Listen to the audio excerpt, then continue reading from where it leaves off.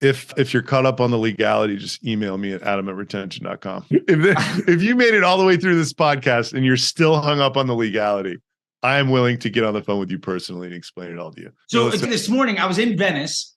I went to this like Yapo mixer coffee thing, and I was chatting with some folks, and retention came up, and like 3 or 4 people in a circle all said the exact same thing. And so let me kind of take what they said and get your feedback on it, because I'd love to know like your kind of retort to this. But they said, I love the idea. I'm terrified of being named in a class action lawsuit because I'm violating the law and all of these terms and services and everything. And for that, I think that's the biggest barrier to where you're otherwise like it's a no-brainer. And we'll get into everything else later on. But like, let's start off with the juice right away. The reason they're saying that is because an indirect competitor of ours that effectively does something very similar called SafeOpt, and it was like 2 national brands like Jake's Coffee or Pete's Coffee or something, and like one other Everyman Jack or something like that. They were named in a class action lawsuit, and they do what we do. They do identity, and then they actually send 2 emails. So the product doesn't solve the 2 big core problems we solve. We solve email list growth, which they don't do because they're sending the emails and you only get the email if someone buys.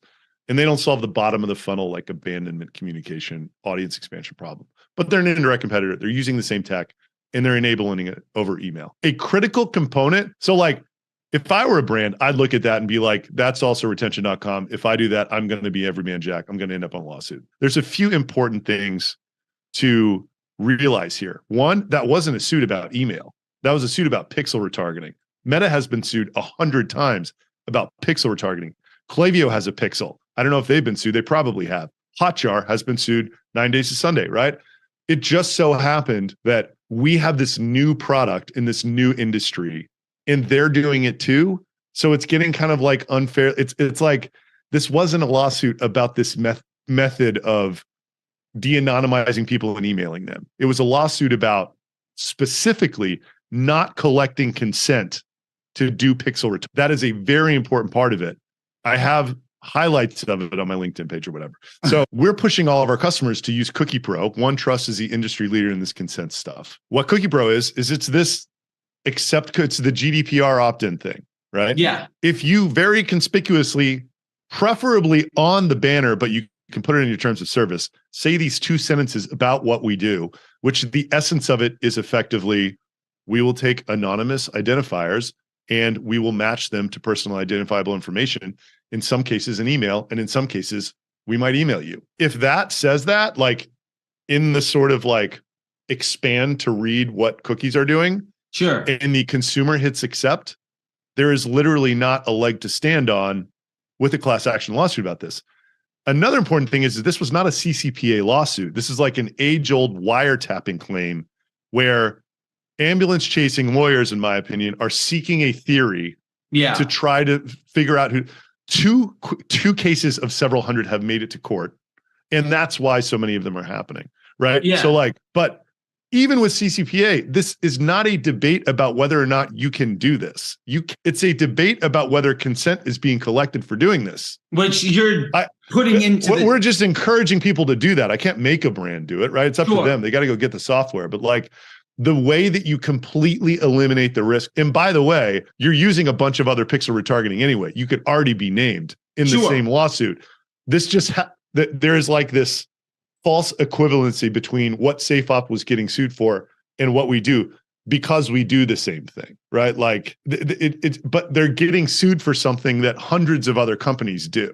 Yeah. Right? And I think like one of the big issues there, and I think you brought it up here, and I really want to kind of dive into it because, you know, I'm an advisor on some brands and I'm on the board here and I got some equity and some stuff. And the biggest pushback I got from most people across the board was a misunderstanding of how the tech worked.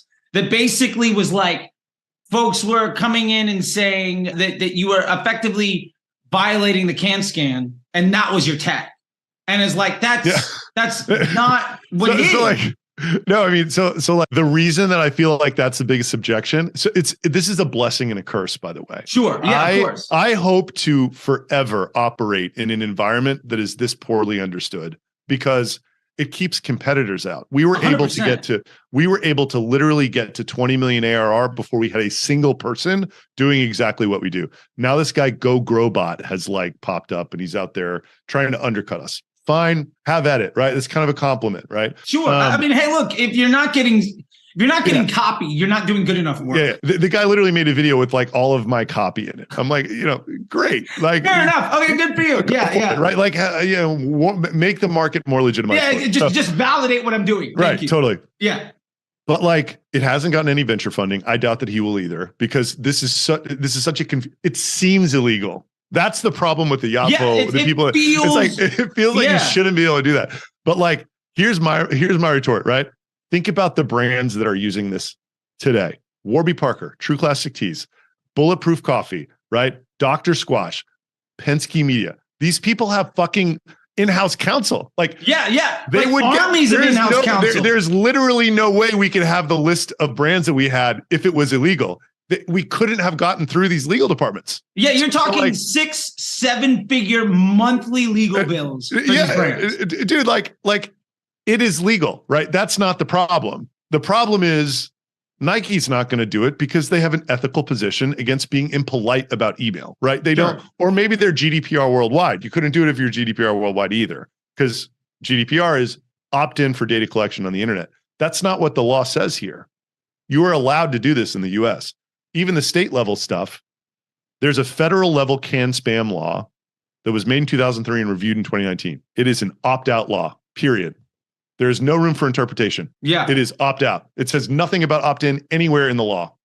Yeah. It's just the way it is. There's a big misunderstanding about that because the email marketing community markets opt-in email and everything else is spam. It's like, well, why aren't we all just spamming each other? It's because Gmail and Hotmail and Yahoo would block you. Yeah. We created the perfect email. Someone on your website who we also get signal from and the rest of the email ecosystem, and we pop it into your Klaviyo account and it goes out instantly.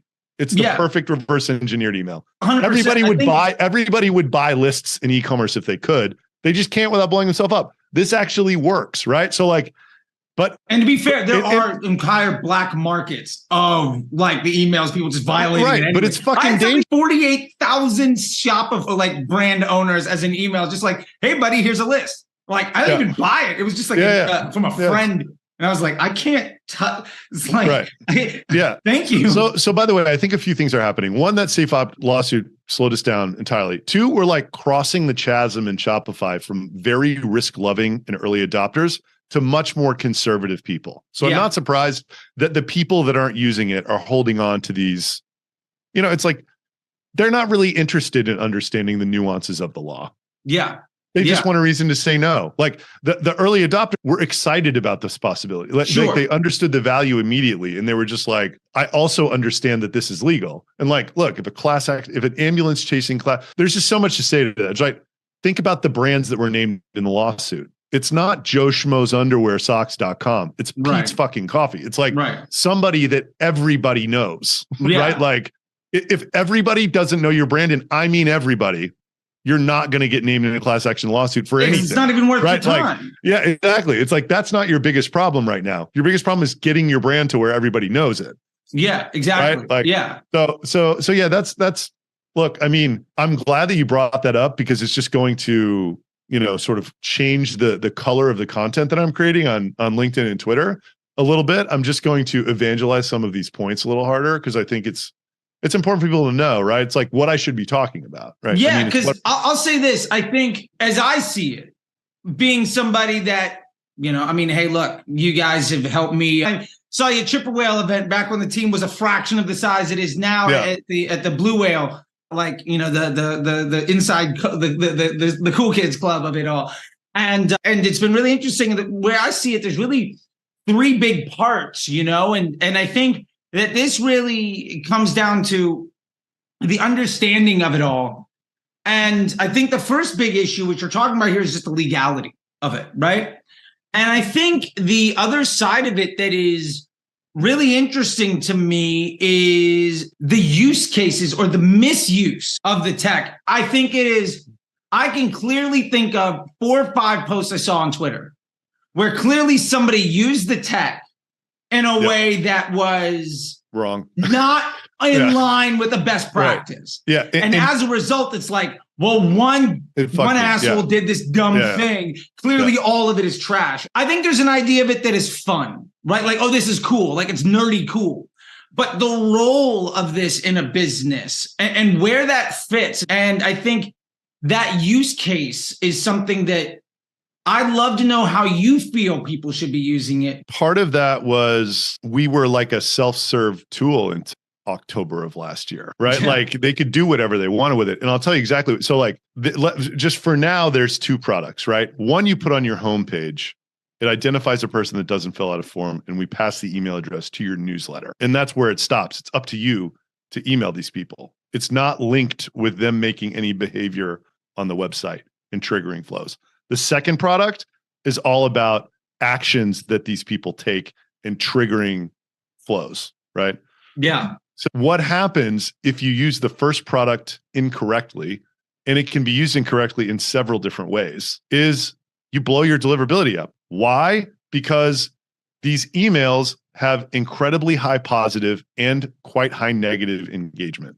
Yeah. What does that mean? They're polarizing. Yeah. Yeah. So like, and it's not negative engagement to the extent that like, you know, you're just like, this is like Viagra spamming. It's like, you know, 2-3 times the 1 in 1,000 that's acceptable. But you can't send that on its own, right? The reason this works for who it works for, the big Shopify stores, is because what we're doing is we're hiding the negative engagement in the existing mail stream, if that makes sense. Yeah. So we actually now we call it the Bruce Boltz integration. Chris Holt came up with this, or Chris Hall. So like they got in a bunch of trouble with Klaviyo because they were going way too hard, and they're like, dude, they're not going to let us use it anymore. What can we do? And how we were instructing people to set this up was just make a welcome series with these contacts. You know, send them 3 emails. If they don't open, unsubscribe them. If they do, put them in your newsletter. Pretty simple. Yeah. The engagement statistics of that welcome series look like shit because the unsubscribes and the spam rates are so high that it looks bad. And then people don't actually convert on the welcome series that don't fill out a form, right? Like it takes you a month to warm these people up, right? It's a colder email. Once they can, you know, once you've gotten rid of the chat and once you've got the wheat and gotten rid of the crap, the emails look really good. But like, you just need to get through a filtration process. What we require, which is a result of the Bruce Boltz, and we actually call it the Bruce Boltz implementation, is instead of sending the welcome series first, we actually hold the contacts in a segment, mix them in with a newsletter, send them in a batch with the existing newsletter, which is incredibly low negative engagement. All the complaints and unsubs fall out against that newsletter. Yeah. Then we put them in a welcome series. So it's like I've got a newsletter of 10,000. I got a newsletter of 10,000 subs. I mean, these aren't real numbers, but I got a newsletter of 10,000 subs. I'm dropping in 500 new people. Yes, exactly. And like exactly 20% of them are stoked on it. I don't care about the negative because because it doesn't change the metrics of that newsletter materially. Surprisingly, once you wash out those negative engagers, what remains is a very similar quality to your existing list. Yeah, and that's which is crazy to think about. Yeah, right. So when you think about it that way, why wouldn't you want 10 times more people on your list? 100%. You fucking would. Yeah, right. Like you 1,000% would. Like yeah, the analogy that I like to make with it is like I see so many folks that, like as a paid media guy, I look at it as the difference in intent and conversion on like a branded search Google campaign. Yeah. Versus like a prospecting Facebook ad. Yeah. Like the impression count to like actual meaningful conversion. That ratio on a prospecting Facebook ads is terrible. Yeah. But it's what ultimately grows the business above and beyond. You're prospecting with it. So the exchange rate isn't going to be nearly the same.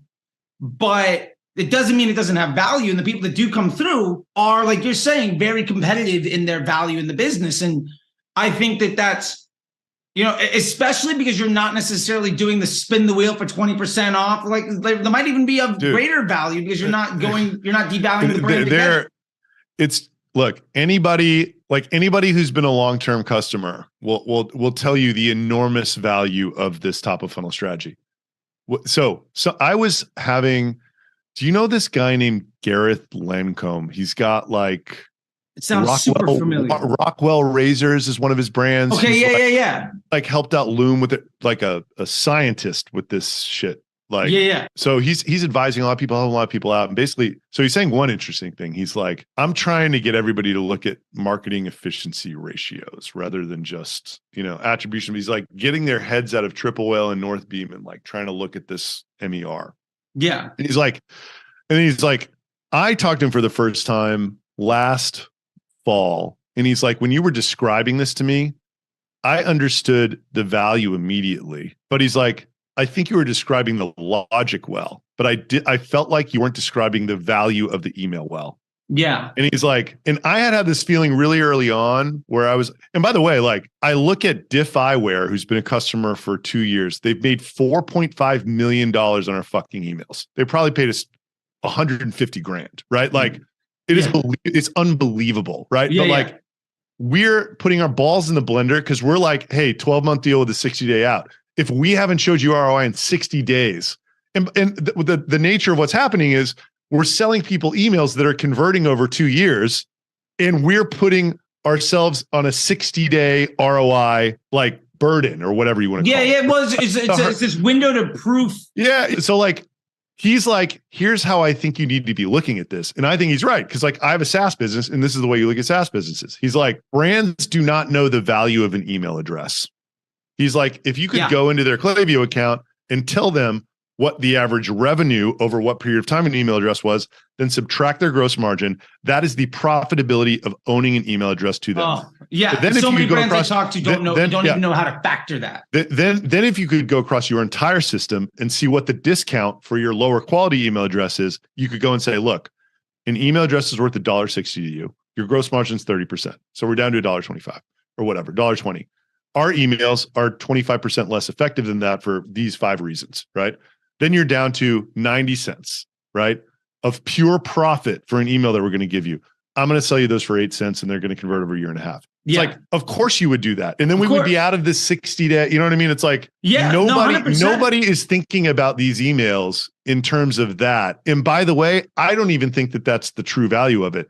I think the value of being able to send to a list of people every week or every day or every 3 times a week, that's 5 times the size of what it would have been had you not used our tech for a year and a half, has this indescribable and unknowable brand effect. Yeah, it's one of those things where you can't actually measure it because it ultimately changes your marketing mix, which is the third thing I wanted to come to with is, we've covered the lawsuit side. So, okay, I'm feeling better about it. Got it. And by the way, like I don't expect people to just flip on that one in a day. Oh, of course. Right? But I encourage you to look at the facts. Like read part of that lawsuit. It's not about emailing people. I think you and I are highly logical individuals, but we talk to folks, operate on upper the values, and look, I get it. Like there's in the world of like, I just finished reading, Rocket Fuel. There's the visionary and the integrator. If you look at the the E-Myth, right? It's different parts of businesses, right? Some folks are just, not everybody can take the path until they see it from soup to nuts. And it's interesting. Yeah. I was having a conversation with folks from Tapcart because I feel like they have a very similar issue in that there's a use case problem where they're not introducing the entire thing as sort of the sales pitch. And I've been talking to them about that. And I think, they're getting more and more adoption. That's neither here nor there. Just, I think it's similar. I think the third thing here that to really talk about is just revolutionizing the marketing mix strategy here, because we think of email as either it's a retention effort or it's some like black hat cold email thing. And I feel like you get looped into that black hat cold email thing. But let me give you my use case and you tell me, I'll give you a strategy I'm going to do for my school. So my idea was this. I know roughly what an email is worth. Let's say each email is worth $1 for the purpose of this conversation. Now I'm entered in on, I'm testing with the lowest level just to like as a use case, right? MVP, does it work? I think for that MVP, it's something like 3,000 or 4,000 for a couple $100 a month, something along those lines. I don't remember the exact math, but it basically means I can lose about 90% efficiency on what I think an email is actually worth and even just break even. Yeah. So I'm looking at it as I'm now letting people that have shown some attention. It's a bit of, it's not prospecting, it's not top of funnel, Yeah. but it takes email up from the bottom of the funnel and retention into much more of that mid funnel. Somewhere in the middle, right? Yeah, it really becomes more of that like second, third, fourth, fifth touch point that Facebook would already be doing. And maybe even a touch point before Google, even theoretically, that search comes into play. Like it's in still that discovery and consideration and understanding part of the funnel. And for me, it makes complete sense that if that works, then I have the opportunity of trying to amplify the top of the funnel because I know my middle is more efficient. Yeah. And as a result, I'm squeezing more out of every dollar that comes in. And one of the tests that I did initially was I put the tech not on my primary page. I actually put it on, I indexed all my pages based on revenue. And I put it on all of the second and third tier pages. And used it to amplify the revenue value of all those second and third tier pages. And it was undeniable. A page went from half a cent per user to like 3 cents per user. I'm curious what you think about that. And also just the idea of changing the way you think about the marketing mix, because this is not just standard bottom of the funnel retention email anymore. We're using the tool in a new way, if that makes sense. It's I think it's a great talking point for me because who wouldn't want their marketing mix to shift more towards email? Yeah, it's it's the best one, right? Like it just I tell people the marketing efficiency on Facebook. If you break even, you're doing great. Right, email is like a penny to earn $1,000. Yeah, it's like totally. So I think all of that is like totally the right way to think about it. The thing that makes this tricky is you just need to keep the inflow of emails versus your existing mail stream like under 10% increase each send of your 30-day actives, right? Interesting. That's the constraint on the email side. That's what makes it fucking hard. That's what makes the big Shopify stores the candidates to do it. That's what this Bruce Bolt methodology is all about. The second you get to like 20 or 30% each send you make of cold leads, this is how people spam, by the way. They have a huge body of emails going out and they're adding in cold emails at some percentage to where their metrics are very comfortably below what would cause a problem. Sure. But they have these hot, high value leads. That's basically what we have done is like employed a spamming tactic to the mass market in a way where it works, right? So that is, I think it's the right way to think about it. It's just not infinitely scale. But by the way, that equation also increases exponentially. It's just another area that you have to be very careful about because if you break it, it is going to be very annoying to unbreak. We have a full-time deliverability guy who can tell you literally everything. Like Portland Leather Goods, they were like, dude, like I want to. He talked to him every day between Black Friday and Christmas. They're like, we want every last fucking email we can send. Yeah. They were weird. They were not an email first shop, which is strange being 70 or 80 million, whatever they were at the time. They only had 20,000 active contacts on their email list. Now they have 700,000, right? Yeah. Like because of us, literally. When we were talking to Clavia, I like showed them Portland Leather Goods. I'm like, this is what we can do for people. Like metrics unchanged, list size 50x, right? Yeah, like, and Curtis is so great as like a human being. I love that guy. A big fan of those people. Yeah. So unless you are in a position where you can have someone like our guy looking at this every day, it is not a strategy where you're like, I am going to press this as hard as possible. Yeah. We try to make it something that's quite passive. It's like, if you do this in a relaxed way for 2 years, your list will be 5 times the size that it will be. And this is just math. You're converting 2% on a form. We'll give you, I don't know, maybe 17, 18% if we're getting really judicious on all the shit we're throwing out. So it's like, it's definitely like a 6 or 7x. And, you got to prune them at a rate that's like twice what you would prune other people. But it ends up being, if you were going to have 200,000 contacts in a year, in 2 years, you'd have 1 million. That's just the nature of how it works out. I mean, the math is, my favorite math equation that I reference all the time when it comes to these growth metrics is like 5% a week is 3x a year. Yeah. So it's like, how much are you willing to invest in 3x a year growth? Man, that might be the more aggressive side. Say you cut it in half and it's only 1.5 or 2x a year. Like, it's one of those things where one of my favorite quotes is from this guy, Hank Azaria. You know, Hank Azaria, the actor guy, right?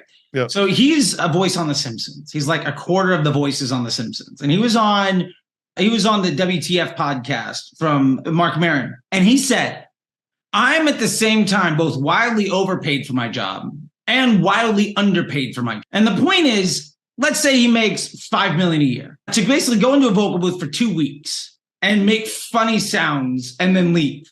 That sounds amazing. Like he's wildly overpaid for 2 weeks work, but he's also a quarter of the cast on $1 billion business. The longest running sitcom that has ever existed. Right, and my point to that is, if you're using this correctly, you all legitimately couldn't charge an appropriate amount. You're Hank Azaria, right? In this case, people could take a look at it like, oh, it's adding this thing. But to your point of the brand that you were starting to talk about, that was been with you for 2 years. Yeah, Diff Eyewear. Diff Eyewear. Like, you legitimately couldn't go to Diff and be like, this is how much we're worth. I mean, you could, but like the ability, like you don't need to, and it wouldn't work. But like, I just find that it's very similar, and that the best tools are one of those things where you legitimately, the quantification of the value ends up being inarguably less than the overall cost. Yeah. And I think the biggest issues that I'm seeing again is people's misunderstanding about how the tech works. Yeah. It leads to the legalities and then the best practices. Because I see so many folks being like, so I'm just going to hit everybody that abandoned cart no matter what. Or I'm just going to do all this stuff. And it's like, you can't apply one set of disciplines to a completely different thing. And to be fair, you guys are kind of defining sort of a new space. And I don't think people initially really understood what the best practice should be. And we're getting a lot better than that. That Bruce Bolt methodology alone will change everything. It will eliminate the most frequent fuck up by 99.9%. If we don't let someone launch who hasn't set that up, then we will have no problem with Brands or Klaviyo ever again. Problem is, when it was self-serve, like the biggest thing that people would do is they just like let it run for 2 weeks, not even send a welcome series to these contacts, wait for 2 weeks, blast them alone, not even in another newsletter. Klaviyo account ruined.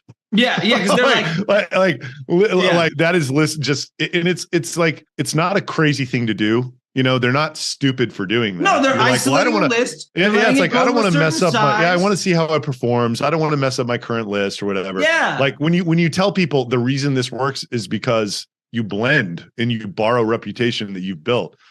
Some people that makes them uneasy. Yeah, absolutely.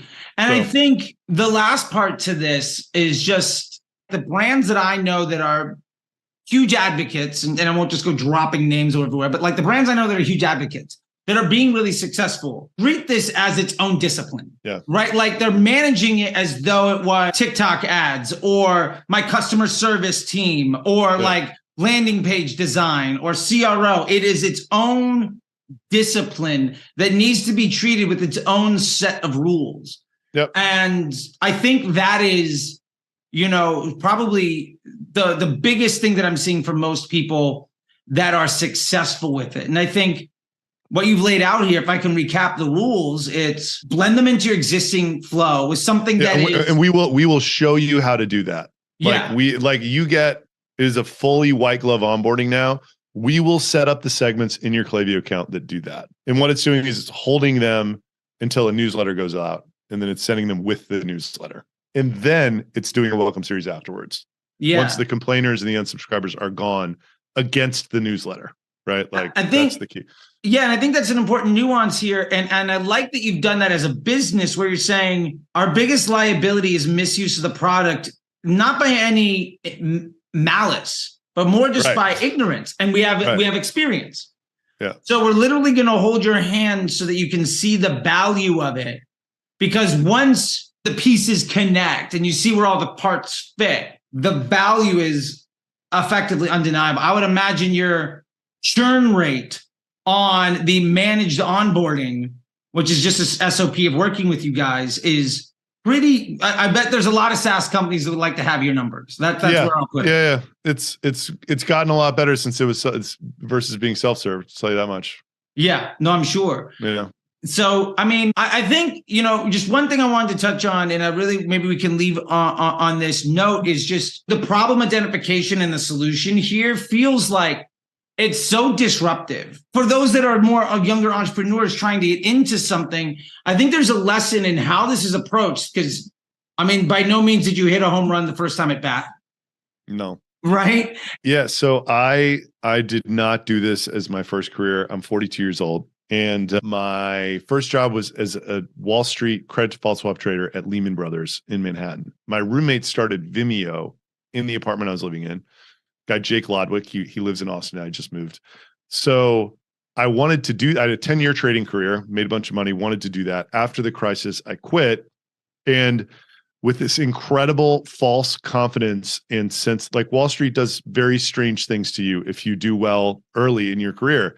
It makes you think that you're smarter and better than everyone else. Sure. Which I think is good in a way, because like knowing what I know now, I'm not sure that I ever would have started the first business that I started. You know what I mean? Like, right, of course. Yeah, like it's not a path that you like lay out logically. You're like, I'm gonna do this. Like if you thought about it reasonably, nobody would ever be an entrepreneur. Yeah, totally. But it's just what I just felt like, and my brother was an entrepreneur too. Like I just felt like these people who were, I hadn't put the verbiage to it that like building and watching something grow that you're applying your attention to is what I think we all are addicted to.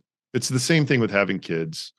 It's I think it's just the same thing. It's like humans love being in these exciting growth environments. Sure. I mean, hey, look, we all get trained for it. We all had Legos as a kid.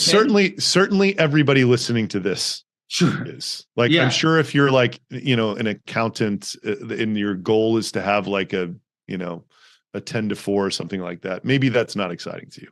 But like, that's what I think being alive is all about. It's about building things, your family, yourself, your company, your hobbies, whatever they are. But the most satisfying things you're actively building. But I haven't put vocabulary to that. I just thought that they liked what they were doing more. I thought that it was clear, and they were their own boss, which is like kind of everybody's dream. Right. So on February 10th, 2012, I had the idea with my brother to start my first company. It took until January 2014 to launch the first product. It's called Robley Email Marketing. So that's, what is that? 20 months, 23 months. 23 months. Yeah. Yeah. The second Get Emails, which retention.com used to be, from when, so Robley, we sold it, but it was like the mothership at the time. And that was $3 million a year top line. We had 6 employees. So it was like very profitable. It was a lifestyle business that wasn't growing, which is like fine, but it's not a retirement plan, which was my problem with it. Right. So I had heard about this identity thing, and I was like, what do you mean I can get an email from someone who doesn't fill out a form? And knowing the email market, I was like, I could sell that to fucking anyone with a website. No questions. The biggest problem in email is list shrinkage. Everybody needs a bigger list. Everybody wants a bigger list. So shrinkage. Yeah, it took me a year and a half to figure out how to do it. And then along the way, I thought affiliate guys are going to be the only people that bought it. It's just another point is, I think for entrepreneurs, like what your company ends up being is usually so different than the vision that you had when you launched 100%, it. yeah. So just to give you an idea of what I thought Get Emails was, we sold Robley for $10 million to a private equity firm. My plan was, I was burnt out as fuck after this journey, and I just kept the cap table the same as Robley. I'm like, we're spinning this out. I'll sell it in 18 months. It'll be the same revenue. I'll get it to 3 million, but it's still growing and profitable. So we'll sell it for 20. And then we're done with our entrepreneurial relationship. Right. And I thought it was not can spam compliant when I started it. I was just like, but the affiliate guys won't care. There haven't been any. They won't care at all. Yeah, they haven't been any significant can spam lawsuits anyway. Right. Which was interesting because I owned an email business and I still didn't understand that about can spam, which tells you what I'm dealing, the blowback I'm dealing with right now. Yeah. I owned a fucking email marketing app like Klaviyo, and I did not know the law. Yeah. Right. How are they supposed to know? Of course. Right? They're not. So I thought it was an entirely third-party cookie-based identity system that literally it was declared that those were going to be gone. So this was 2019. They were supposed to be gone by the end of 2020. Gone. This whole product would be over. Still, it was the best thing I had going on. I was like, I'll make a few $1 million in revenue, and it'll go away. And then maybe one of these vendors we use for identity will figure out how to do without cookies, and we'll be fine. Lo and behold, 3 years later, they're still kicking the can down the road. And we have a system to do it without cookies now, which is incredible. So the whole plan the whole time was to get out of it in 18 months. Then 18 months came around and I got one bid for 50 million and then a bid 6 months later for 75 million. And I was like, holy fuck. Yeah. Like that's amazing. Yeah. And then, it came with like, it was like kind of 35 up front, 40 earn out. Sure. Like, Yeah. I changed the cap idea. structure back to like where the people actually working on it for the earn out were getting the earn out. And that was fine. And like, literally like this was February last year, like got to where we were signing the APA the next day, the buyer fucking walks. And like, I had spent 6 months working on this deal, adopting the identity of a, semi-rich, semi-retired crypto bro, basically. Sure. Right? Like, who was going to write out the earn out. And, I'd have like whatever, $20 million and I could do whatever the fuck I wanted. Right. Yeah. And then I had this thing happen where I share offices with the Jasper guys. And I watched them go from zero to $1.5 billion valuation where they took secondary out or whatever in 12 months. And I was like, maybe I'm looking at this the wrong way. And all the while, like, this business was very high churn, but the unit economics were always incredible because there's no competitors. I think like I read something in this, there's this software as a service blogger, Jason Lemkin. He's like, the reason for high customer acquisition cost is well-funded competition because you're just like battling each other in the channels. And to be fair, like I used to work, I was supervisor at Omnicom for West Coast operations. I drop $1 million a day for like CBS and I didn't even care about revenue. Right. Like people have no concept of the uphill battle that you're not even aware of. Yeah. Yeah. And that's what made the email space I was in before so hard. It's like MailChimp had this free product. They were also spending $1 billion a year advertising it or something like that. Maybe 300 million. They're spending $300 million advertising this free product, which was better than what I had. How are you supposed to compete with that? Klaviyo, phenomenally, they got a couple breaks, but like after the game had been won, they were able to create another 90% monopoly, which is just phenomenal. I have so much respect for those guys. But anyway, I loved it about this market that you could walk up to somebody, explain the product and what it did, and they would, holy shit, like their face would light up. Yeah. Like, like exactly what I said. What do you mean you can like get me an email for someone who haven't filled out a form? It's like the 3 questions everybody has. How is it legal? How does it work? What do I send? Right. And then recently it's transformed into some other ones. Like with the bigger brands, like, will my brand get damaged?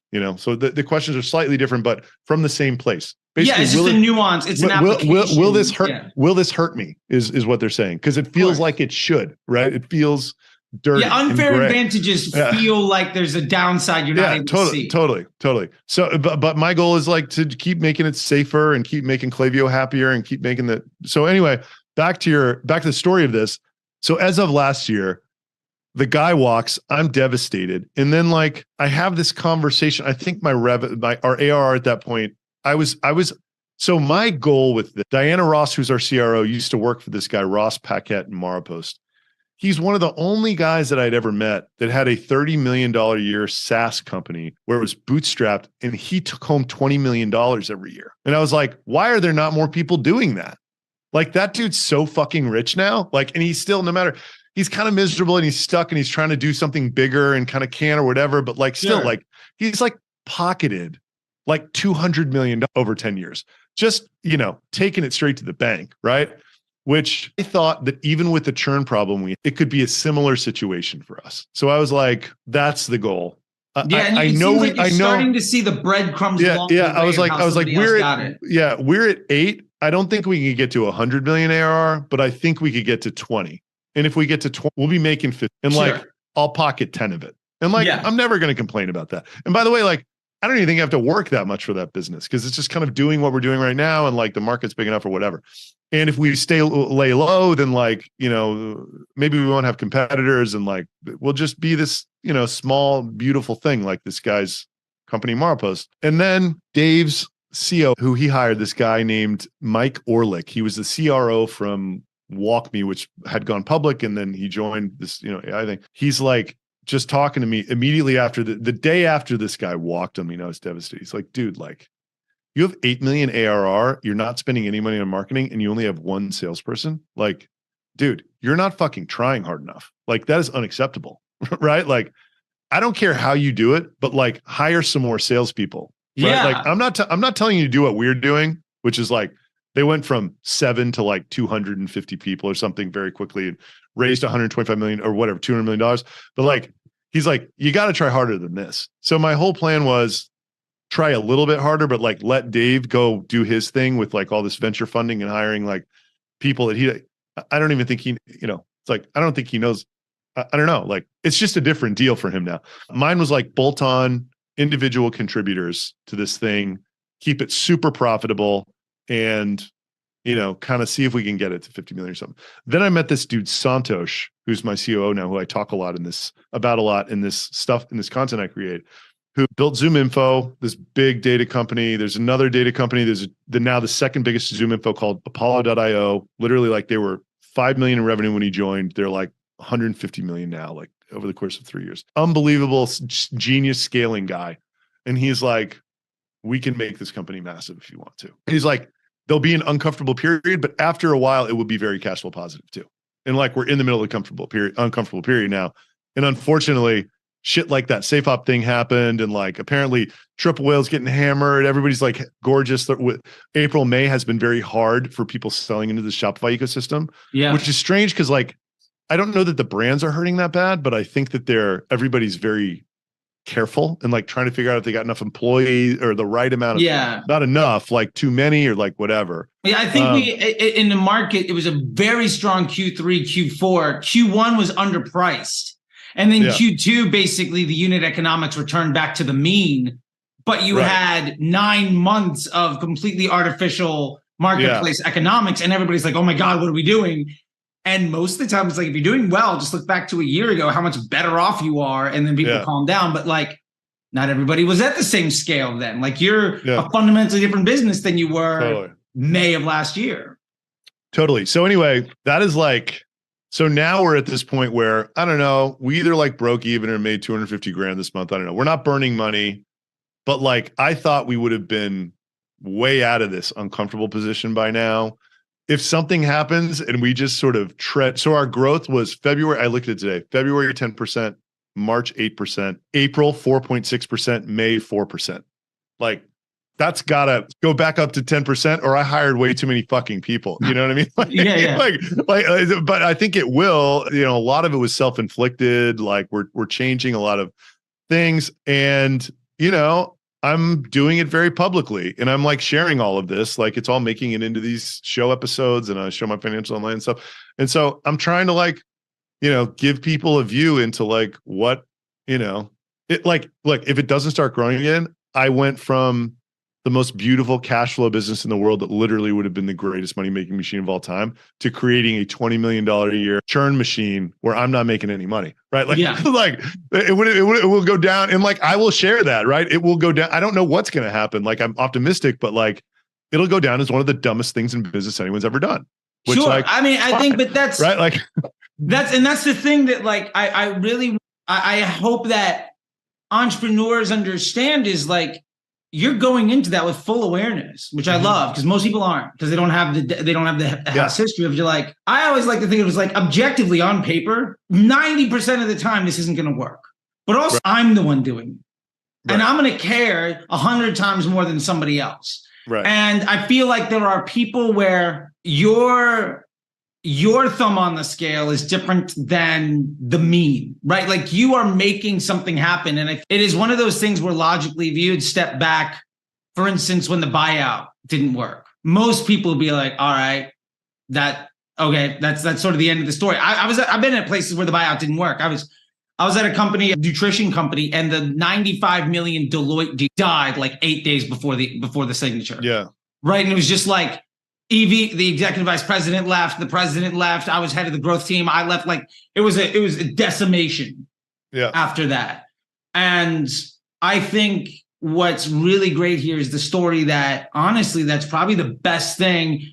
Kismet happens, you know, and it's about the opportunity of being prepared, being in the right spot when the right people come along. And, you know, I think it could have easily gone 10 different ways for you, but I love that. To be fair, this is not your first rodeo. Which I think is also very helpful, right? Like, maybe don't go for it on your first rodeo. Do something that you learn how to run a company, and whatever, you know what I mean? You learn about marketing and sales and support and how to manage a tech team and all that shit. And then once you sort of have the skill, it's like, I'm pretty aware of what I'm good at, and like, I know what I'm not. And like, I'm comfortable taking this risk. It's like, I'm foregoing a lot of current income to try to hit a fucking massive home run.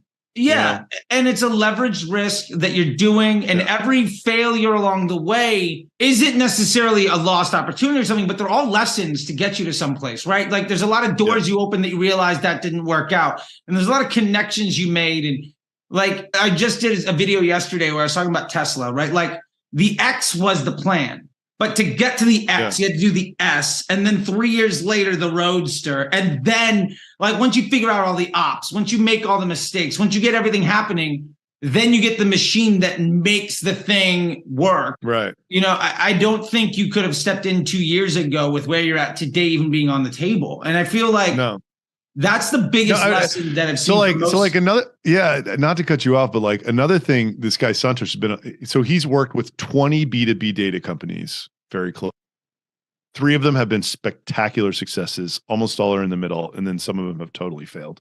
And he's like, he has so many interesting things to say about the mindset of the teams. And one thing that really resonated with me is he's like, so basically he's like a couple of the most interesting things. One, he's like, several teams don't like, they don't believe they deserve it or they could be a part of it. Like never in a million years did I had some self-confidence, but like I was kind of like, I'm a bootstrap guy. Like I'm a cash flow guy. Like I'm not going to create $100 million company, let alone $1 billion one. Right. But then this guy, like literally like, it's kind of like he showed me the math. He's like, dude, like if we just fix this churn and then we hire these people and the go-to-market is, a quarter as efficient as it is now because we have all these other people, like we will get to 75 million in revenue in 2 years. And that's worth $1 billion in this market. Maybe less now. But anyway, another interesting thing. So he says, he's like, this mindset he describes is about stacking S curves. So it's like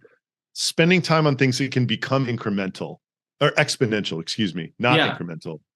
And like making sure you always have several experiments going at once while your core business is working. Always be looking for the next S curve.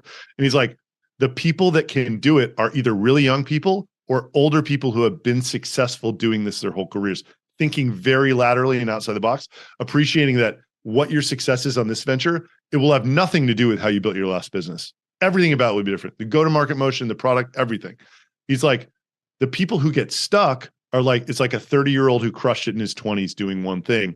He's trying to apply that one thing in his 30s, and he's stuck at 8 million in revenue or whatever. He's like a one-hit wonder. Yeah. And like they're not open to actually having the type of mindset that would allow them to be disruptive in how they position the product and the market and everything else. Anyway, I thought those 2 things were really interesting. I know we're out of time. No, I love it because I think at the end of the day, the biggest lesson that teaches that your guy was talking about is some folks just hit it.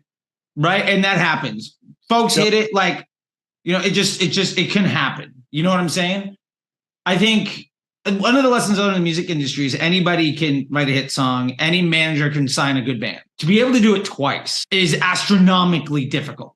Right. Right. For anybody to catch lightning in a bottle more than once is almost impossible. Yeah. And I think the most successful people, the first lightning in a bottle isn't actually the peak. It's the building block that what they want to do is actually built on. And the honest truth is what they want to do isn't something they're even aware of when they start that.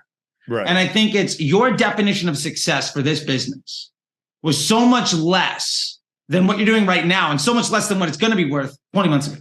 Yeah. And by the way, like whether or not this ends up being, the $1 billion thing, I just picked $1 billion because it's so loud. It's like so obnoxious on LinkedIn. I love it. Yeah. It's so obnoxious, but like, I don't really give a shit. Like it'll be valuable. I'm going to be rich, like probably unless something really bad happens. Even something bad happens. Like I have the confidence in myself now that I can start another company. Sure. I know I can. Like I've done it once. I've done it twice now. Like I didn't have a lot of confidence as a result of my first business because it was like this data mining strategy that I always felt was kind of cheating. We were like stealing customers from Constant Contact. After that ran out, I couldn't grow it. So I was like, oh shit, unless I have enough strategy like that, I'm like not good enough or whatever. And this thing's growing on its own, which is tremendous validation. It's way more fun to be all in than make money.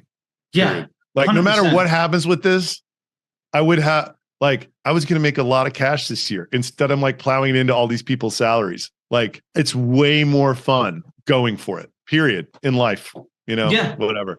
Like, I love it. Let's end on that, man. Because I think that's great. I think I really appreciate your time. If there's anything else that you want to say or anything, I mean, it's retention.com. You're obviously a great follow on LinkedIn. I'm enjoying the stories. Your video editor is a phenomenal storyteller. Thumbs up is somebody that doesn't mean anything, that they shouldn't know who the hell I am or give a damn what I think. The one guy thinks it's really cool. All right, man. But yeah, man, I'll let you just like, if there's anything you want to say, I'll leave the last word to you here just so that like it's an unabated thing. If you're caught up on the legality, just email me at adam@retention.com. If you made it all the way through this podcast and you're still hung up on the legality, I am willing to get on the phone with you personally and explain it all to you. Honestly, I think I might just open with that and then we'll go straight to the legality. Yeah. That's a beautiful thing. Editing team, go find that, put that in the first. All right, great. All right, Adam, I appreciate it, man. I'll talk to you later. This was a lot of fun. I know you're a busy dude, and I'm sure I'll see you around the sphere, bro. Thanks a lot, dude. You're doing great stuff. Man. I'll see you later. Holler. Thanks.